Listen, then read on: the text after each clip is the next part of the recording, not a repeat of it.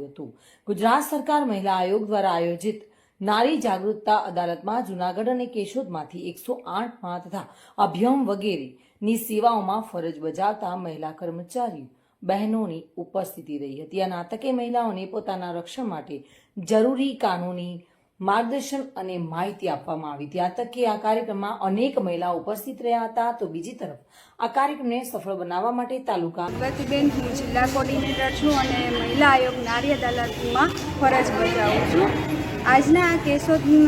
ખાતે નવરાત્રિના નવસંકલ્પ ખાતે એક મહિલા આયોગ દ્વારા નારી અદાલત આયોજિત આજે ડિજિટલ સશક્તિકરણ માટે અને મહિલાઓના જે ઘરેલું હિંસાને માટે આજે એક નાનો એવો કાર્યક્રમ રજૂ કરેલો હતો, જેમાં નારી અદાલતની ક્ષમતા કમિટી દ્વારા એક ઘરેલું હિંસાને લગતું નાટક પણ રજૂ કરેલું હતું અને મહિલાઓને કઈ રીતે ઘરેલું હિંસા અટકાવી અને ભારત સરકારે ઘણી યોજનાઓ મહિલાઓ માટેની બહાર પાડી છે, જેમાં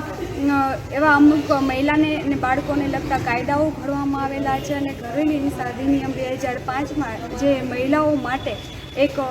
અલગથી એનું અમલીકરણ કરવામાં આવ્યું છે અને કાયદો એક અલગથી બહાર પાડવામાં, જેમાં ઘરેલું હિંસામાં ભાવનાત્મક હિંસા હોય, આર્થિક હિંસા હોય કે જાતીય હિંસા હોય કે જે કોઈ પણ સ્ત્રી હોય, એવું નહીં કે પતિ છે પત્નીને જ માટે આ કાયદો લાગુ પડે છે, પણ સમાજની દરેક દીકરીઓ અને સ્ત્રીઓને આ કાયદો લાગુ પડે છે, જેમાં પત્ની છે એ કાયદામાંની રક્ષણ માટે જઈને ઘરેલું હિંસા એક અધિકારીની એક ઓફિસ હોય છે, જ્યાં જઈને તે પોતાની અરજી લખાવી શકે છે અને પતિના ઘરમાં જ તે રહી શકે છે,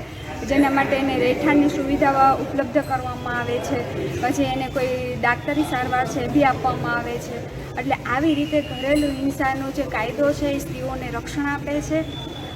અને મહિલા આયોગ છે નારી અદાલત જે બહેનોને કાયદાકીય માહિતી તેમજ જેને થતા અત્યાચારો ઉપર એક અવાજ ઉઠાવીને પોતાને આત્મનિર્ભર બને અને પોતે સ્વાવલંબન બને એ માટેની યોજનાકીય માહિતી પણ નારી અદાલત દ્વારા આપવામાં આવે છે।